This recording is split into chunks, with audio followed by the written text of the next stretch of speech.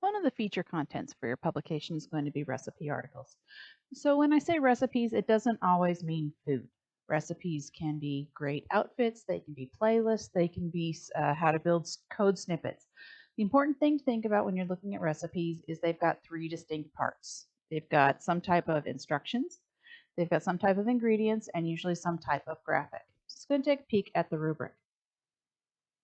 For the rubric, I'm looking for three separate recipes. There's no length on this one. You can make it all three recipes on one page. You can make recipes cover 8 pages. It's totally up to you as to how you're going to approach this. What do they have to have? They have to have ingredients. They have to have step-by-step instructions. It has to be logical. It has to be easy to follow. Looking for those text links. I'm looking for character styles and your credits as usual. Don't forget those inspiration tear sheets and the correct resolution. All right, let's go ahead and take a peek at a few.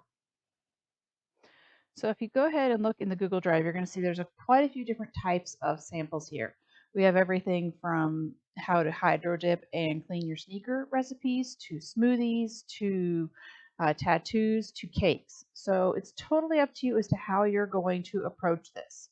So let's look at a few of the other nitty gritty things in InDesign. So you see I've got my ingredients, I've got my instructions, I've got my byline, that is important as well, who wrote the article and your source. So you can see it says I need to use fraction glyphs. So this is 3 and 2/3 cups. So normally we don't write ingredients out that way. So I'm going to go ahead and take the 2/3, the and out. I'm going to go up to Window. I'm going to come down here to glyphs under my type and tables. Excuse me. And in my glyphs, I will find a whole bunch of additional features. Now I know it's a number, so I'm going to come down here to number. And here's where those cute little fractions show up. So I'm going to go ahead and highlight 2/3, and I'm going to go ahead and hit the 2/3 glyph. And you're going to see it's going to look much cleaner. It looks much more professional. So that's what I'm looking for when I'm looking for those fraction glyphs. So make sure you're going in, and not all fonts will have these. It really depends on what type of font face you're using and how comprehensive it's been developed. So you're looking for those glyphs right there. So then I've got my instructions. I'm going to go ahead and I want to number my instructions. So I'm going to go ahead and go into my properties and use the bulleted numbers instead of me going in. So I'm going to go into bullets and numbers. I'm going to go ahead and tell it to number it. That way I can go ahead and decide, okay, this is too long. I want to make this another step. Undo.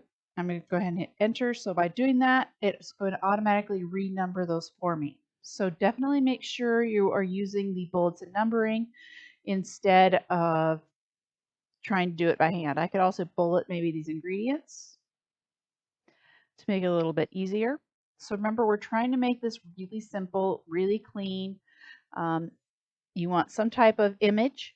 So usually the image is something that it's a picture of what you're cooking, but doesn't necessarily have to be.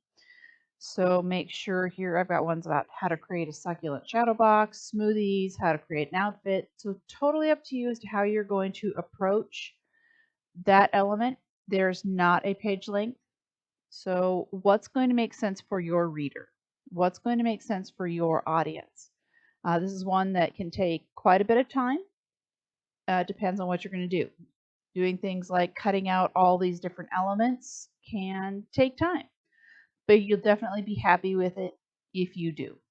So that's what we're looking for as far as your recipe section goes.